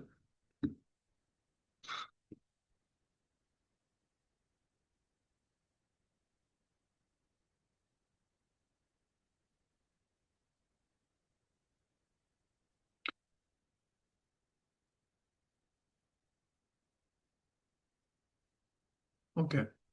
Client makes a request to web server responds, headers dictate the cache policy and store for later use. I think that's what the Chrome has been doing.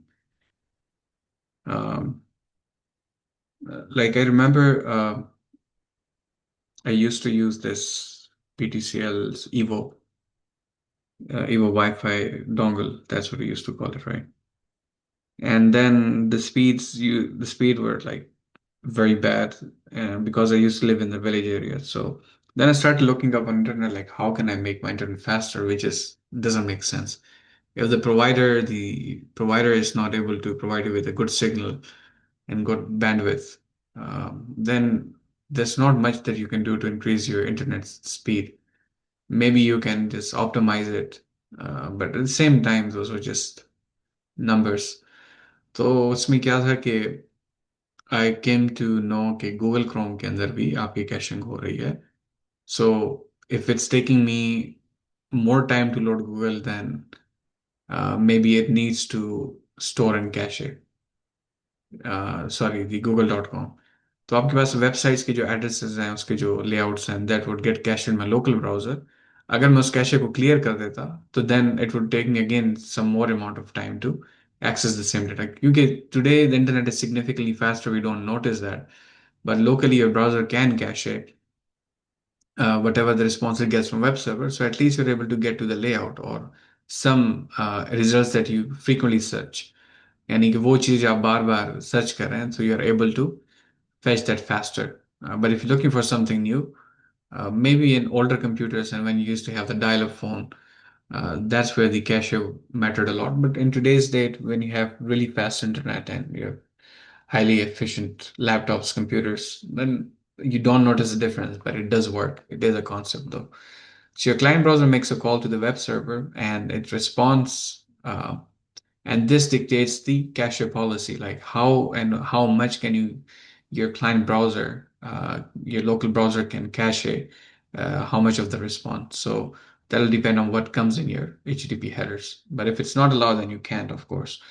Then you can store that for later use. You can reload those Chromes and all that, Google.com and Facebook.com if you have visited them once.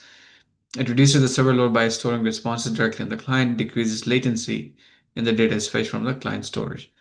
Use cases are static assets like images, JavaScript files, CSS, API responses that change infrequently, such as user profile data. Okay, so user base जो आपके पास caching होगी कि वो किस चीज को access कर रहा है, that caching has to be specific to them as well. Server-side caching, in-memory caches, Redis and memcached store data in RAM for quick access. Okay, Redis is being used by a lot of companies actually. तो इसमें क्या होता है कि in memory cache जो आपके पास जिस भी सर्वर पे चल रहा है तो उसी की रैम को यूज करके उसके अंदर कैशे कर दिया जाए चीज को। सर्वर साइड कैशिंग कहते हैं इसको। ठीक है। तो server side caching is faster than the accessing from the database because that cache lies on the server. So it's the same as the cache on your computer.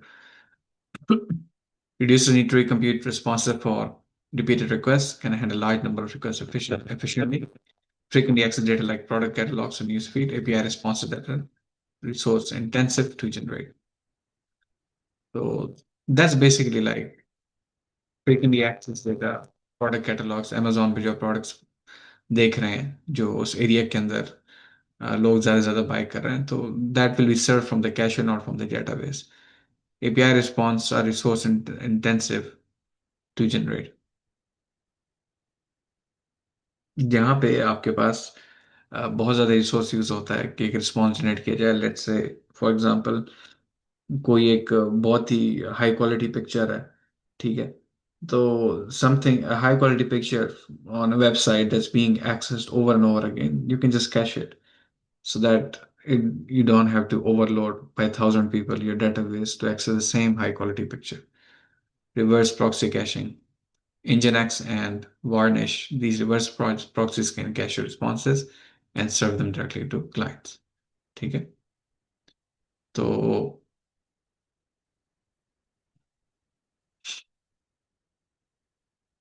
you make a request to the proxy server and then it goes to the original server and then it is replayed and then this is replayed by the proxy server. So this is reverse proxy concept and you can also store your data in the uh, reverse proxies as well. I think this is the reverse proxy. So अगर proxy server में आप store करना you can do that as well because it's still a server. Caches responses at the network edge, reducing latency and load on the origin server improves response time for end users.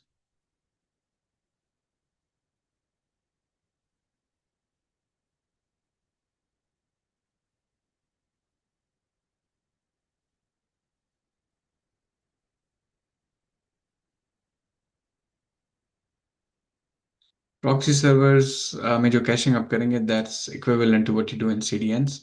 So in CDNs you can implement proxy servers that will cache things for you. CDN is just a network and then it has servers that your request is routed to depending upon where you are in the geography. So based off of that your request will be routed.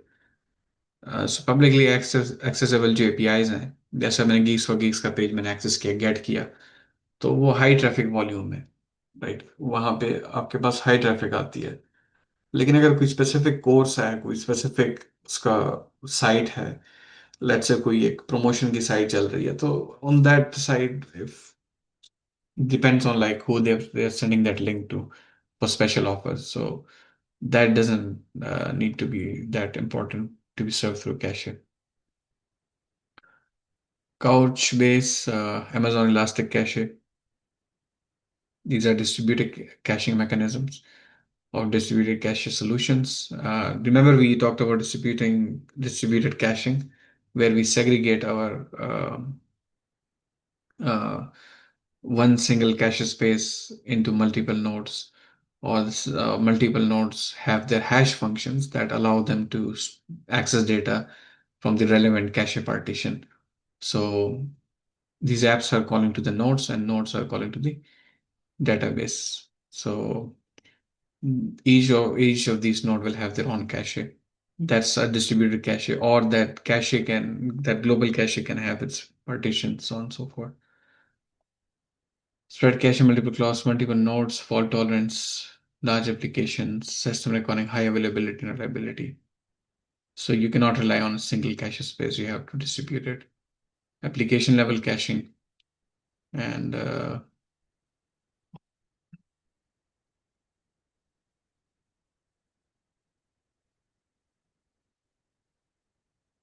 Application level caching आप करते हैं hash map से बिल्कुल ही मुझे याद है you can also create priority queues and queues And then you can use hash maps. Okay, no, sorry. You can use hash maps to implement Redis database. Redis cache mechanism. You can use those concurrent hash maps. That's what they're called. So concurrent hash maps you can use to cache your data. So that's application level caching. If you see here, where's your first step? HTTP request comes to the user, and sorry, user makes an HTTP request to the network elements, and then network elements make a call. It uh, makes a GET request to the database or to the cache. Okay, search and return variable key null, and then for call computation result. M1 and M2. What is this M1 and M2s? I think these are caches. I don't know.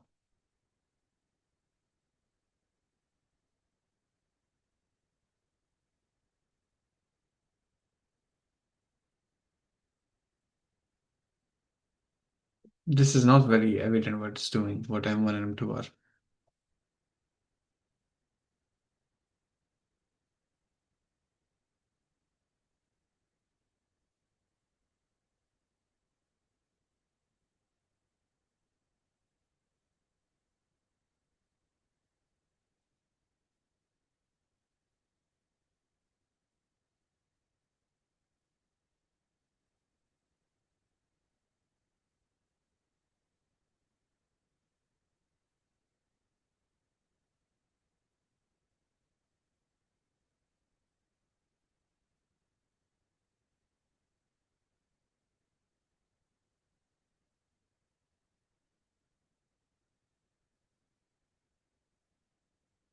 So there are like five, I think there are five different strategies or four different strategies, I believe.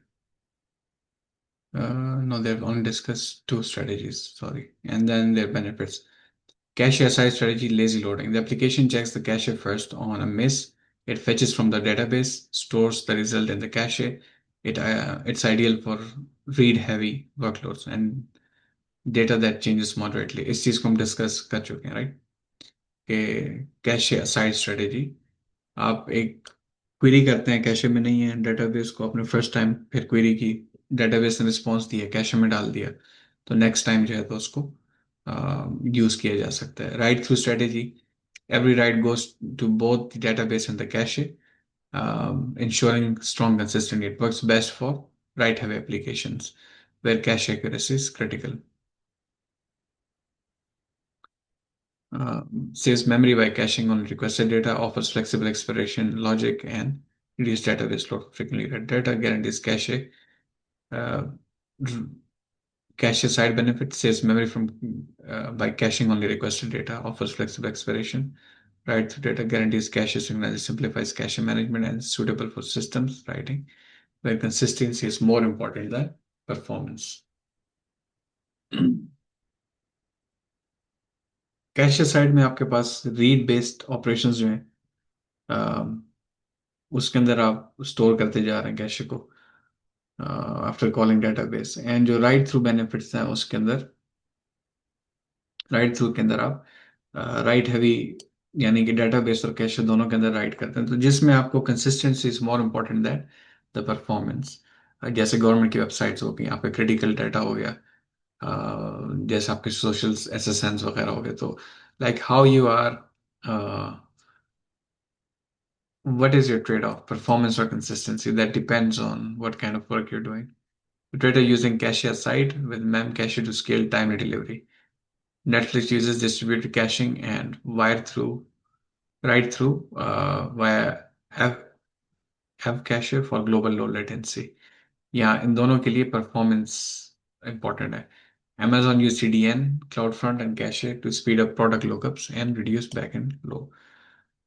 So all of them are using cache aside actually. They don't care about consistency, they care about performance. So yeah, that was the overall overview of what cachings are. Some topics we did not understand yet, but we're going to jump to the quiz now. चलिए इस quiz को solve करते हैं. Which caching strategy removes the least recently used items first when cache is full? कोई बताएगा?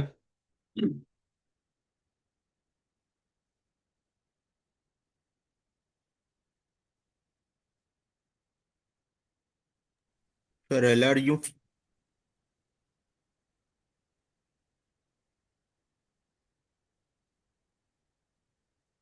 Okay, good. Which caching strategy removes items that are accessed the least frequently? LFU है sir, first वाला। Least frequently used, yes.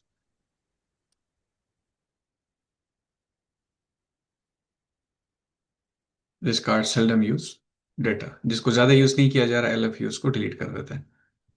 In which caching strategy is data written to both cache and underlying storage simultaneously?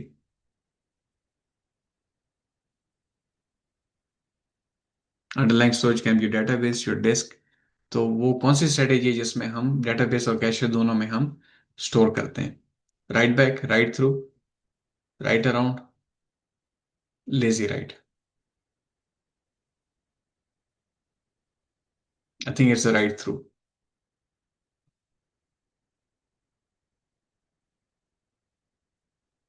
क्योंकि हम data consistency की बात की ना आखिर में, कि कुछ कंपनीज ऐसी हैं जो चाहती हैं हमारा डाटा कंसिस्टेंट है, कुछ कहती हैं नहीं हमारी परफॉर्मेंस सही रहा है. तो they only write to the cache once the data is available in database. The first time it will query the database because it failed to find it in the cache, and then once it's returning response back from database it will write to the cache. So that's the write through strategy. What defines the write through caching strategy? Data is first written to the cache, then processed to database. Data is only written to cache. Data is updated randomly. Cache is never updated.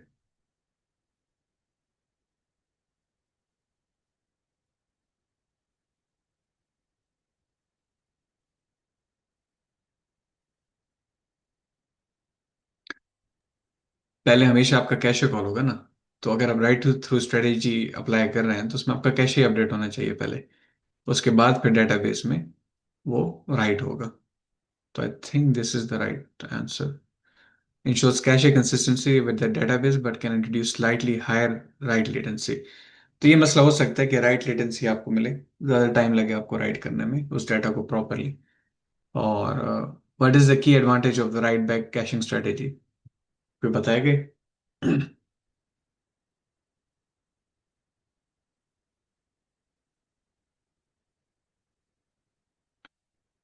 Faster write since updates go to cache first and later to the database. Cache and database are always in sync instantly. No risk of data loss. Database never needs to be updated. Okay, इसका मुझे भी नहीं पता. Right back को हमने शायद नहीं देखा. Right back.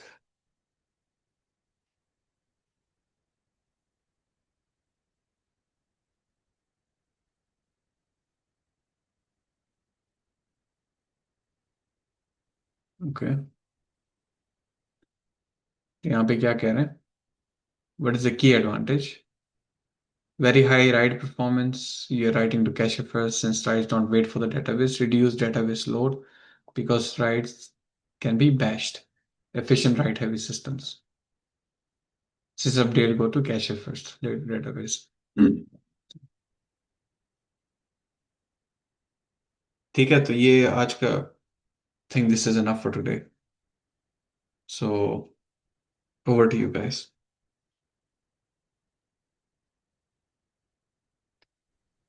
Ji sir, thank you. I think हम कंक्लूड करते हैं और फिर घंटे के बाद मिलते हैं इंशाल्लाह. ठीक है. Okay, thank you so much for participating and moderating, and thank you so much sir Zubair Jafar and Mohammed Tala. तो पर 9 PM में मिलते हैं लीड के सेक्शन में. अल्लाह हाफिज.